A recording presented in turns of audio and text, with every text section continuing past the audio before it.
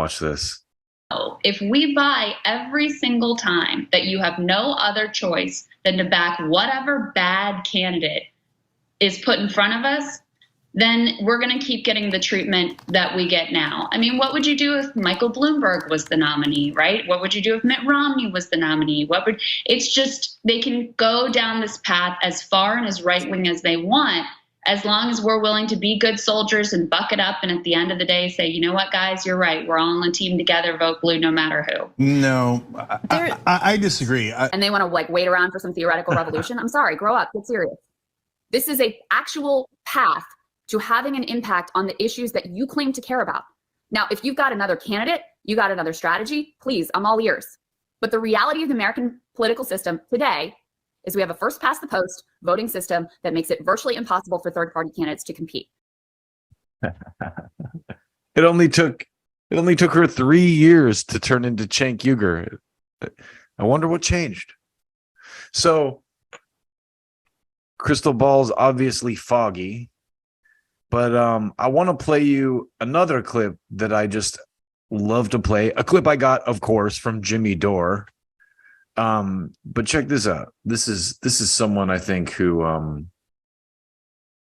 knows a lot about the Democratic Party, and he's going to tell you something. Listen to this.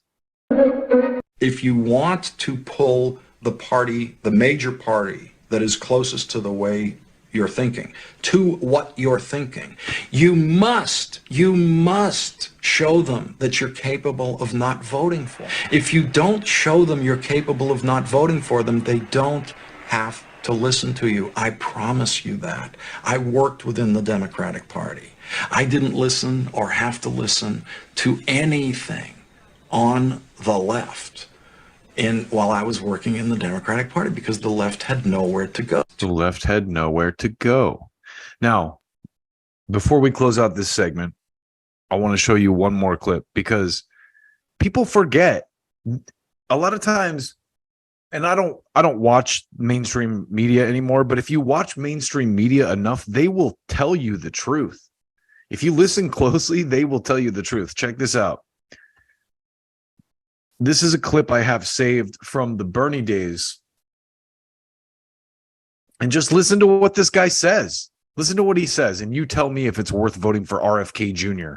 Well, just what Nick said, I think that's right. I mean, there is no Democratic establishment anymore. There's not even a Democratic Party anymore. The Democratic Party is a meaningless notion. The party, like the Republican Party, has been hollowed out and privatized to a large extent. There are Democratic elites, and so when we talk about the Democratic establishment, we're really talking about a bunch of people that Nick also knows well, which really means Democratic donors.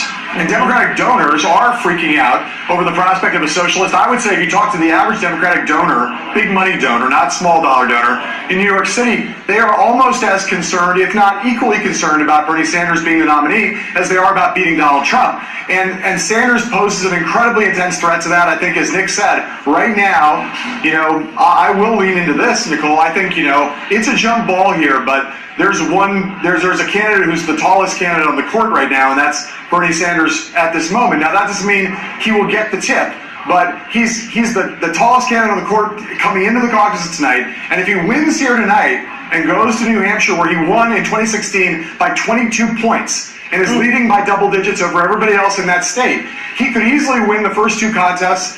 He's running neck and neck with Joe Biden right now in Nevada. So a world where Bernie Sanders wins the first 3 of the 4 early states is a world where he is a freight train coming out of February. And if you think the Democratic donors, the Democratic elite, the Democratic establishment, whatever the phrase you want to use, but the people who think they run the Democratic Party and used to run the Democratic Party, if you think they're freaking out right now, give me a call on the eve of Super Tuesday when Bernie Sanders, with that wind at his back and with a money machine, a low-dollar donor machine that will give him almost unlimited resources to compete all the way through, not just June, but all the way to the convention.